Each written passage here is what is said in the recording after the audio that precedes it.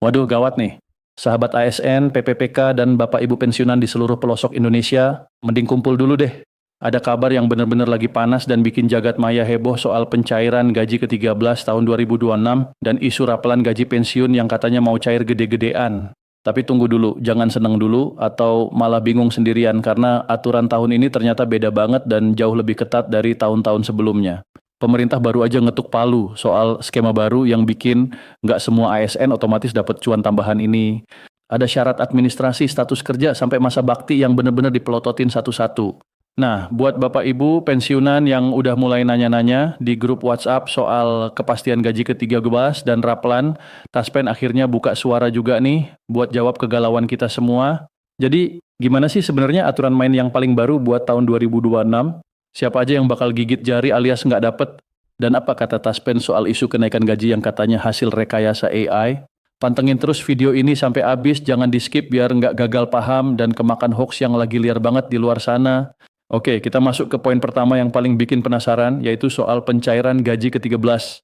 Jadi gini ceritanya, lewat aturan yang paling gres, pemerintah udah mutusin kalau gaji ke-13 itu nggak bakal langsung masuk rekening secara otomatis kayak biasanya buat semua aparatur sipil negara.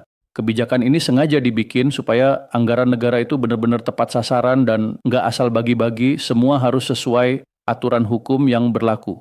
Di aturan terbaru ini, pemerintah mulai rewel nih soal syarat penerima. Mereka bakal cek status kepegawaian kalian, udah berapa lama kerja, sampai kelengkapan dokumen administrasi. Intinya, buat teman-teman ASN maupun PPPK yang pengen jatah gaji ke-13-nya aman, wajib banget mastiin semua data di sistem kepegawaian itu lengkap dan statusnya aktif sebelum jadwal pencairan tiba.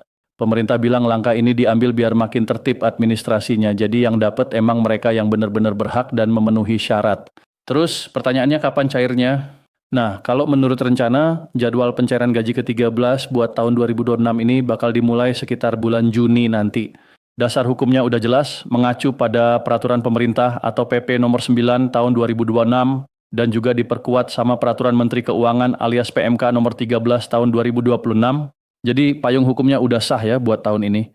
Tujuan utama pemerintah kasih gaji ke-13 ini sebenarnya mulia banget, yaitu buat bantu ringanin beban belanja ASN pas masuk tahun ajaran baru sekolah anak-anak. Makanya pencairannya selalu diusahain pas tengah tahun. Buat teman-teman ASN yang masih aktif, komponen yang bakal diterima itu lumayan lengkap, mulai dari gaji pokok, ada tunjangan keluarga, tunjangan pangan, tunjangan jabatan, sampai ada tambahan penghasilan yang dihitung dari kinerja masing-masing. Terus buat Bapak Ibu pensiunan gimana? Tenang, pemerintah juga udah jamin kalau gaji ke-13 buat pensiunan tetap ada sesuai aturan. Besarnya bakal disesuaikan sama pensiun pokok bulanan yang biasa diterima, tapi ada catatannya nih, proses pencairannya bakal dilakuin secara bertahap tergantung seberapa siap administrasi di instansi masing-masing. Jadi kalau tetangga udah cair tapi kita belum, jangan panik dulu, mungkin emang lagi antre administrasinya. Makanya buruan deh cek lagi data kepegawaiannya biar pas hari H nanti nggak ada drama gagal bayar atau kendala teknis lainnya. Nah, sekarang kita bahas bagian yang agak pahit nih, yaitu daftar ASN yang dipastikan nggak bakal dapet alias dicoret dari daftar penerima gaji ke-13 tahun 2026. Kategori pertama adalah mereka yang lagi ambil cuti di luar tanggungan negara.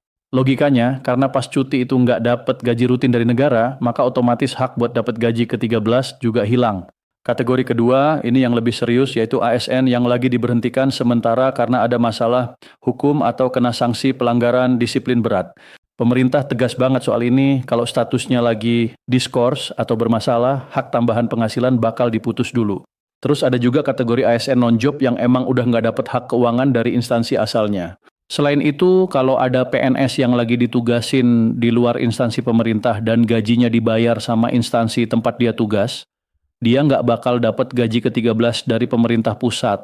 Buat teman-teman PPPK yang baru masuk juga ada syaratnya, minimal harus sudah kerja 1 bulan penuh sebelum Juni 2026.